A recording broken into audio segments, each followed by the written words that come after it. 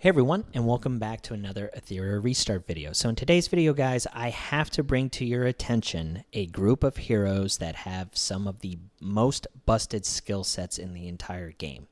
They all share very similar traits in this regard, and if you are not utilizing these heroes or prioritizing them on your account, if you have them, you really need to start doing it. These heroes have like a particular set of skills that make them a nightmare for a game like this. They're essentially Liam Neeson in Taken, but for this game. And everyone knows you don't mess with Liam Neeson from Taken, so that should give you a pretty good analogy if I say so myself. So, and to put it into context, right?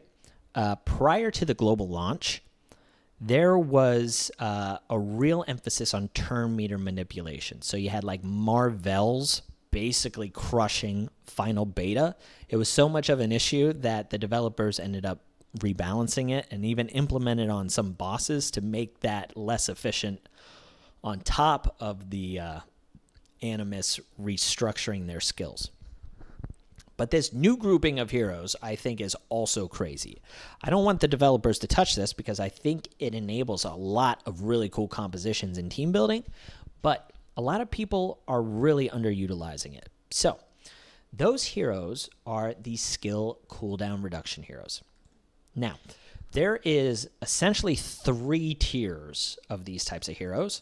The first 2 tiers are good, but the 3rd tier, I think, is just like bonkers. And they create a crazy team composition wherever you can utilize all 3. And it's honestly one of the things I'm working on building up on my account. So hopefully I'll be able to show it to you soon. So let's start with the first tier of the skill cooldown reduction heroes, okay? The first tier are heroes that reduce Animus skill cooldowns. So this is just your heroes, and it's still a very powerful skill, but it's not as powerful as the 2 steps above it. So characters like Doki Doki, right? On her skill 2, she reduces the Animus skill cooldown of whoever she's targeting, and then also gives them a really crazy unique buff. So Doki Doki's an LD SSR for a reason, and it's for this skill. Like putting Animus skill cooldowns basically from a 5 down to a 0 is absolutely insane, but she can target multiple heroes. So it's an amazing skill, and she's very, very strong.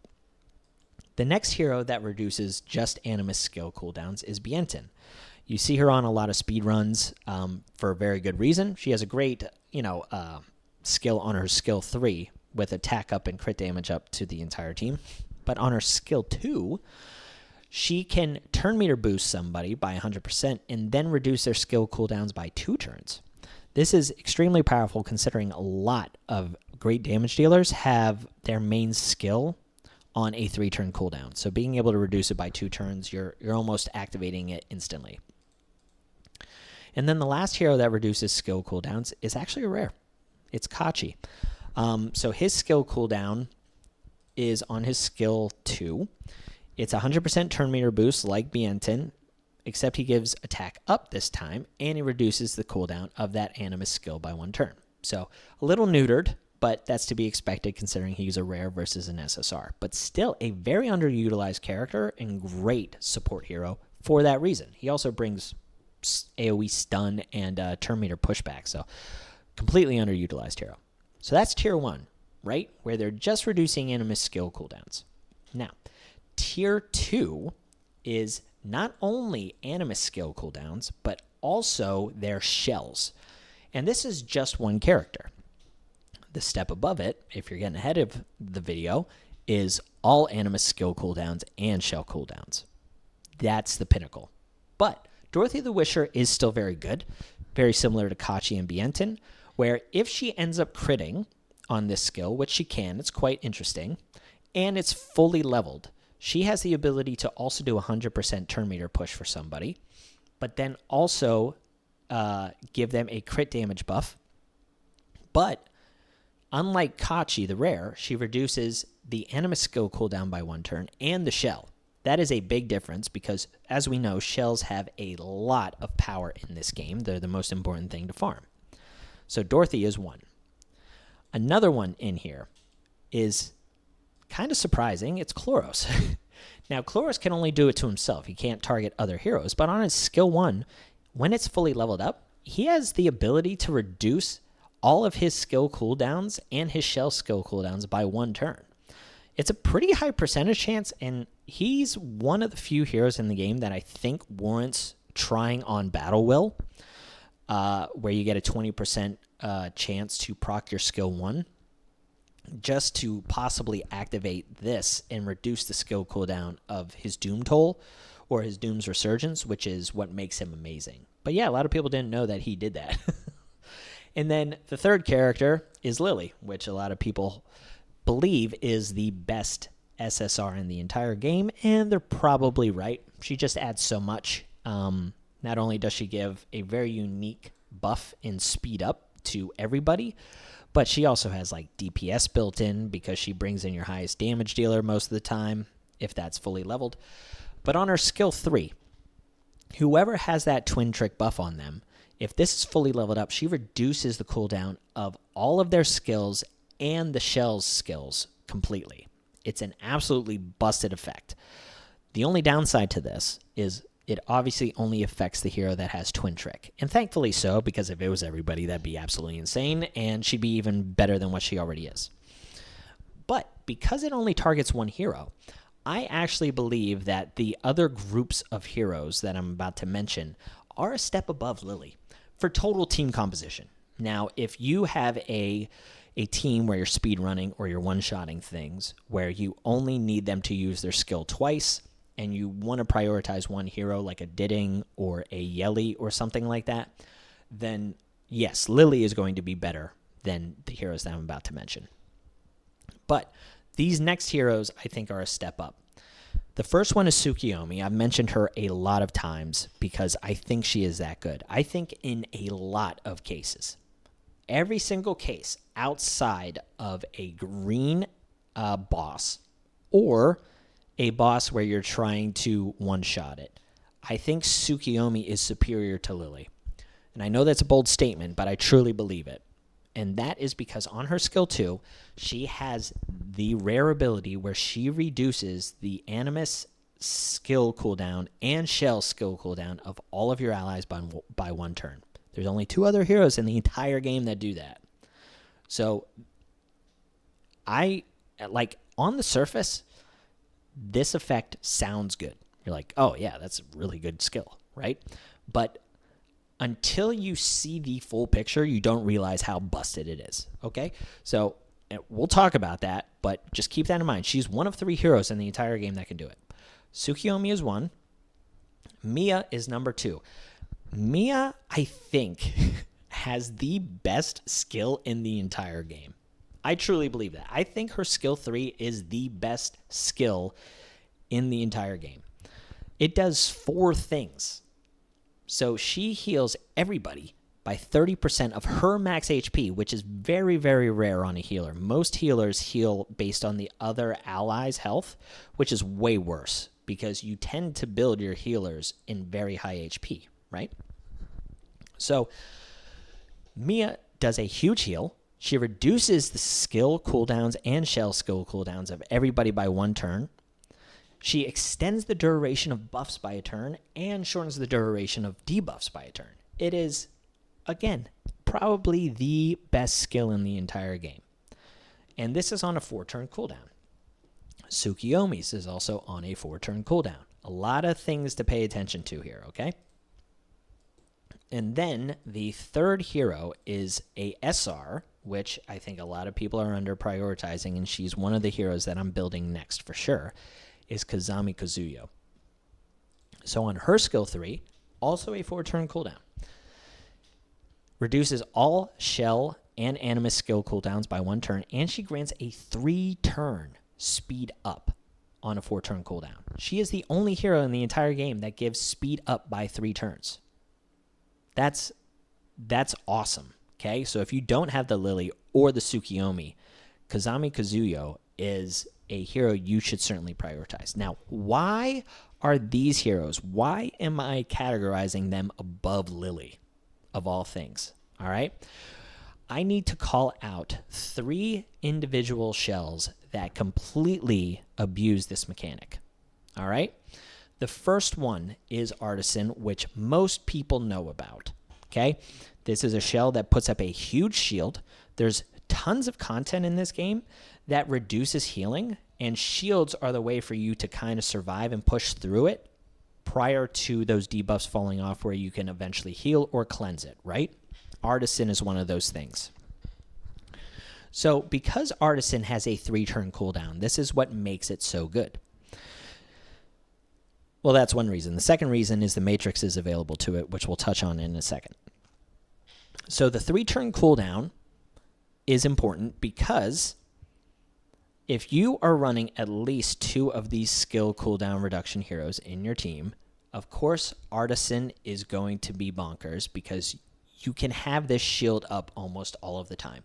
If anyone looks at any of the Inferno clears or really endgame clears, you'll see a lot of heroes running Artisan where they're not like defense dealing damage heroes, or they're not even tanky heroes. They might be support heroes. And you're just like, why are they wearing this? It's because they are utilizing skill cooldown reductions like from Kazami or Lily or Tsukiyomi or Mia. And they just have these shields up the entire time. So Artisan is one of the heroes. The other shell that we need to talk about is Revelation. So you can basically run a team of 3 skill cooldown reduction heroes, Kazami, Mia, and Tsukiyomi, with a damage dealer on Revelation. And between all of those heroes, they will almost entirely have Revelation up 100% of the time because it's on a 3-turn cooldown. On top of that, not only is the Revelation proccing almost every single turn, but Artisan is almost looping every single turn. And because Tsukiyomi, Kazami, and Mia all have their skill cooldown reduction on a 4-turn cooldown, all of them basically have a 2-turn cooldown on all of these skills. So if you run 3 of them, and they're all on a 2-turn cooldown, eventually this thing gets in sync where everything is up all the time. It's absolutely nuts. And that's why I think people aren't abusing this enough. So if you run the 1 damage dealer, not only, like, the thing is you're getting a lot of support as well. So Mia does the heal. She extends your buffs, right? So the shields from Artisan are being extended. The attack up and speed up from Tsukiyomi is being extended. If you want to run someone else where you only want to run 2 of the skill cooldown reduction heroes, you can run another hero that provides really strong buffs like Hachi the Guard, which is immunity and defense up. Like, you will just loop and extend these buffs over and over and over while your damage dealer, even if it's not a damage dealer, can proc Revelation almost every single turn because it's on a 3-turn cooldown. So some heroes that really abuse this are heroes like Selence. If she's fully leveled up, her ultimate ability, which is a 4-hitter, is on a 3-turn cooldown. Every time her skill cooldown and her shell's getting reduced, everything is lining up in sync. So Revelation is going to proc almost every other turn. Selence is proccing her skill 3 every other turn, putting attack down, ignoring passives. She's also able to put up her own shield, which Mia can also extend. You see what I'm getting at here? On top of that, even if you, like, Selence isn't a damage dealer, but Revelation makes her a damage dealer. Other heroes that abuse this are also like Kazami Kazuyo. 3-turn cooldown, crowd control, attack down for sustain, right? Makes breaking the Artisan shields much harder to break. And she's dealing a lot of damage because of Revelation. The last shell that we got to talk about is Halloween, which is also on a 3-turn cooldown. But she also has the ability to reduce the skill cooldown of a random skill on the hero that is wearing this. So if you have like 2 Artisans and you have a Halloween, that might be okay. You might not need 3 Artisans, or you can run 3 Artisans, 1 Halloween, and one Revelation. The other important thing to note about this whole thing that I'm just rambling onto, because I'm trying to give you guys some like real juice to go in there and go to the kitchen and just test some things, right? Is both Halloween and both Artisan can be put on Swift Rush and Time Weave. Time Weave is another way to reduce a skill cooldown every single turn. You have a 35% chance, but if you're stacking Halloween, you're stacking Artisan with Time Weave, and you have Kazami, Mia, or Tsukiyomi, I hope you guys are seeing where this stuff is getting out of control. Like, ideally, you're running like Tsukiyomi and Mia or Kazami and Mia, because Kazami and Tsukiyomi kind of do the same thing, which is speed up. But between those two heroes and Artisans and Halloweens and Revelations, I want you guys to really go in there and play around with that. I think 2 Artisans is going to be okay with a Halloween, but you want to prioritize the Swift Rush and Time Weave on your heroes, because you want them going fast, right? You can't have them slow. They need to keep loop backing around to their skills.